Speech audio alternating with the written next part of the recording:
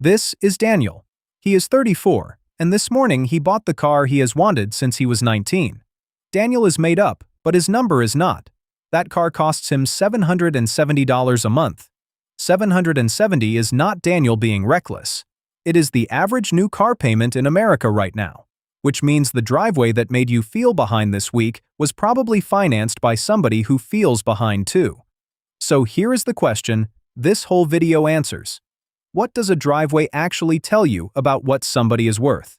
By the end, you will understand the one mechanism underneath it, using 2 federal datasets and a single number that gives the whole game away. Start with the part nobody says out loud. You have been trained since childhood to read wealth off surfaces. The car, the watch, the address, the holiday photographs. You read them the way you would read a price tag. And that instinct is not stupid. For most of human history, the things you owned really were the things you owned. Then something changed, and almost nobody updated the instinct. Credit arrived. 83% of new car buyers in America finance the purchase. They do not buy the car. They rent it from a lender. So when you look at a new car, you are not looking at somebody's savings. You are looking at somebody's monthly obligation. This is not a video about being cheap. It is a video about a reading error. And that error costs the people who make it far more than they think. Here is the idea the rest of this video is built on. Every dollar you spend writes one of 2 receipts. The first receipt is public. Anyone who walks past your house can read it. It is the car, the shirt, the phone, the address. The second receipt is private. Nobody can read it. Not your neighbors, not your colleagues, not the algorithm. It is your balance. A dollar can only be written onto one of those 2 receipts. Never both. And this is the whole thing. The public receipt is what makes you look wealthy. The private one is what makes you wealthy. They are not just different. They compete for the same dollar every single time. So the person optimizing hardest for the receipt you can see is, by definition, writing less onto the one you cannot. Let us make that concrete with the most expensive object most people ever finance after a house. The average new car loan in America is $43,925. The average interest rate on it is 6.39%. The average term is 69.5 months. Read that last number again. 69.5 months is nearly 6 years of payments on one car. Over those 6 years, the average buyer repays about $52,600, which means roughly $8,700 of it is interest. That is the fee for driving something before you own it. Now here is the fork. Same person, same week, same driveway. One quiet decision. Daniel takes the new car at $770 a month. The other road is the used car. The American average there is $531 a month. The gap between those 2 roads is $239 a month. $239. It is not a dramatic number. That is exactly why it works. Across the average loan term, that gap adds up to about $16,600.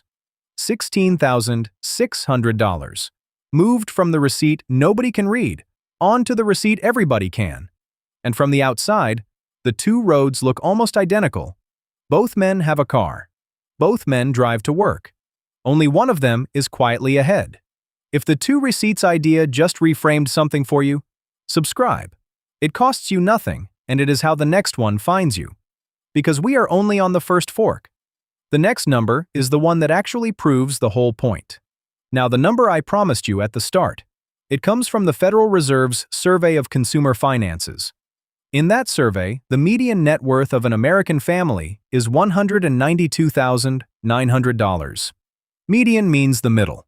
Line every family up from poorest to richest, and that is the household standing in the center.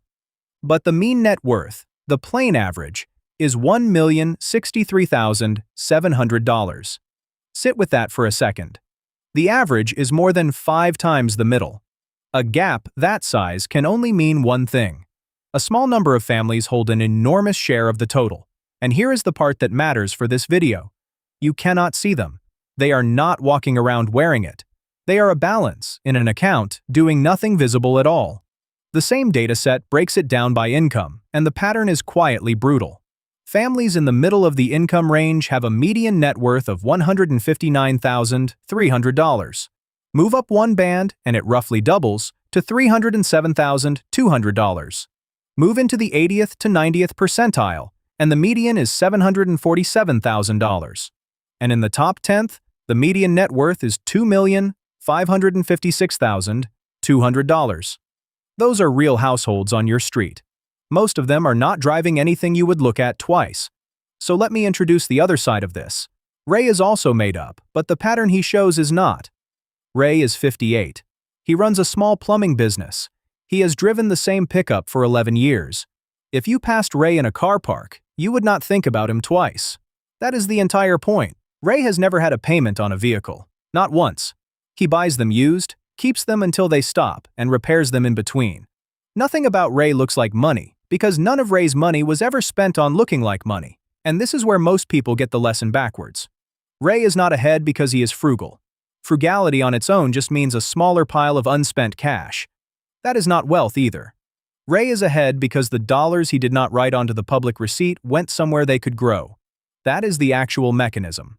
Not sacrifice, redirection. The money did not disappear. It moved to the receipt nobody sees. Which brings us to the only calculation in this video, and it is the one that explains everything. These next numbers are made up to show the shape of it. Returns are never guaranteed, and nobody can promise you one. Take that $239 gap between the new car and the used one. Every month, for 30 years. At 7% a year, that reaches roughly $291,600. And of that total, only $86,000 was actually put in. The rest is time doing the work. Same person, same income, same job. One decision, repeated, about which receipt gets the dollar. So, the driveway. What does it tell you about what somebody is worth? It tells you their monthly payment. That is all it has ever told you. The car is a picture of what somebody owes. The balance is a picture of what somebody owns. We have been reading the wrong one our whole lives. And once you notice that, you cannot stop noticing it. So, the two receipts. One is written in public, in metal and leather and postcode. The other is written in private, and it is the only one that compounds.